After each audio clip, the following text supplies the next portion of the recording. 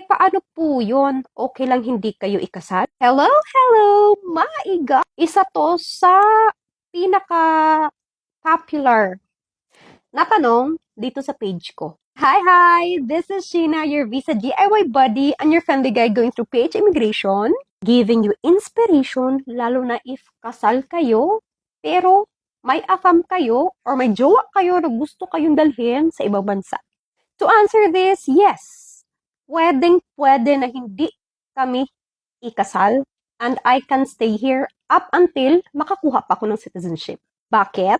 It's because dito sa Norway, may tinatawag na Samboer visa or live-in visa. And you know, I like to share na hindi din lahat ng tao dito nagpapakasal. Yung iba 20 years, 30 years, 40 years together, live-in lang sila. Kahit pa may anak sila, kahit pa may mga apo na. Some countries, they offer live-in visa or partner visa yung tawag sa iba, cohabitant visa or de facto yung tawag sa Australia. Ito yung visas for long-term partnership or yung mga ayaw magpakasal.